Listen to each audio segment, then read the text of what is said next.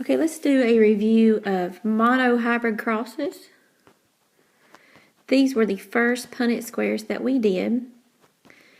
And the biggest thing before you do any type of genetic cross is to know the vocabulary.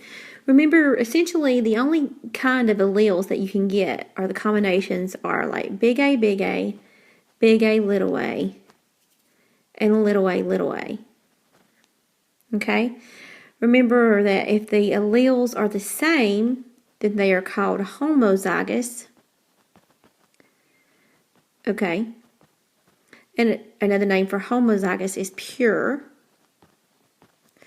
And if the alleles are different, they are called heterozygous.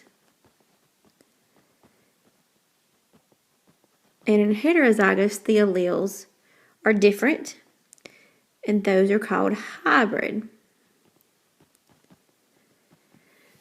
Okay, so remember that like big A could be described as homozygous dominant or pure dominant because dominant is a capital letter. Big A little a could be described as heterozygous or hybrid. And little a could be described as homozygous recessive or pure recessive, or you can simply just call it recessive because it has to be the same for a recessive trait to show up. So let's work an example.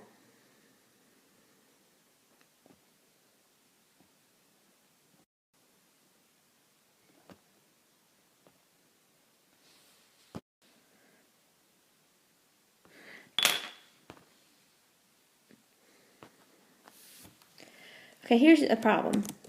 In humans, curly hair is dominant, can't type, to straight hair. Cross a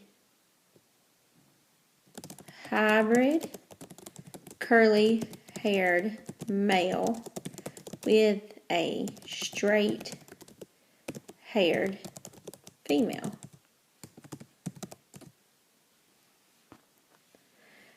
Okay, so if we do this right here,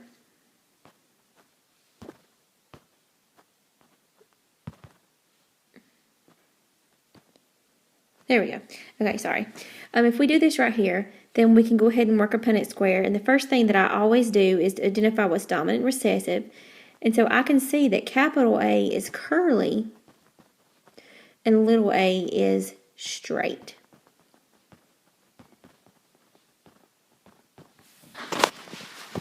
Okay, what that means is that capital A, or capital A, little a will have the dominant trait. And little a is the only way that we could have straight hair because it is recessive.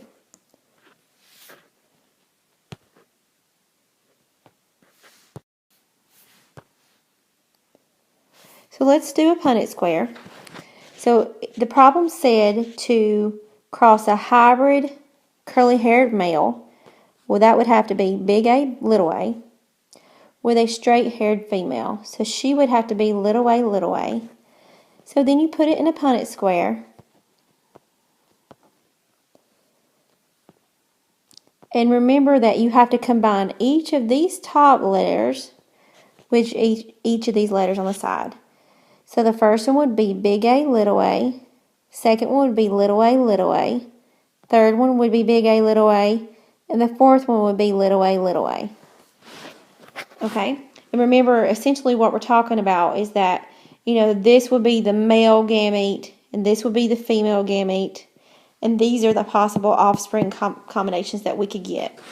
And then you have to give something called the genotypic ratio. I'm just going to write genotype. Okay, and so all you do there is list the letter combinations that are in the boxes. Okay, so the first one is that we have 2 big A, little a's to 2 little a's. Okay, and then the second one, or the phenotypic ratio, would be that we have 2 curly to 2 straight. Okay, so I could ask this a couple of ways. I could say, what's the probability of this couple having a straight-haired child? And you would say 50% because it's 2 out of 4. And I could say, what's the probability of having a curly-haired child? And you would say 50%. Okay? Let's let you work an example. Here's what I want you to cross. Let's say that I said cross 2 parents that are hybrid for curly hair.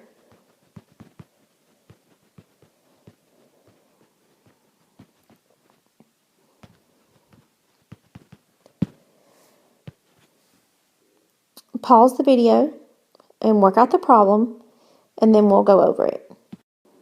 Okay, so let's work this out. Well, again, curly hair is dominant to straight, and how you know what the parents are is that they're both hybrid.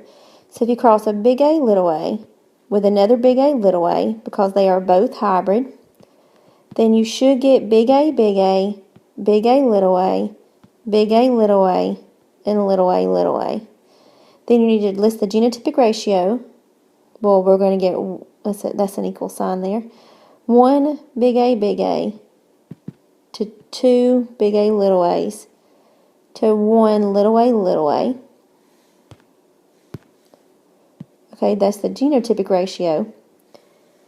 And then you're going to get the phenotypic ratio. We're going to have 3 curly to 1 straight.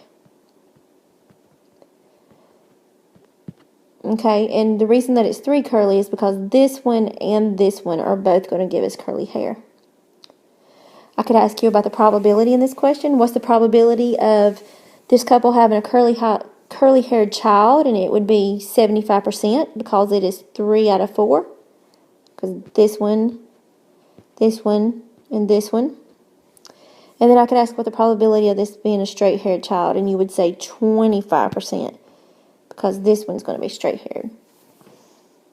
Okay, good luck. Hope this helped on your monohybrid crosses.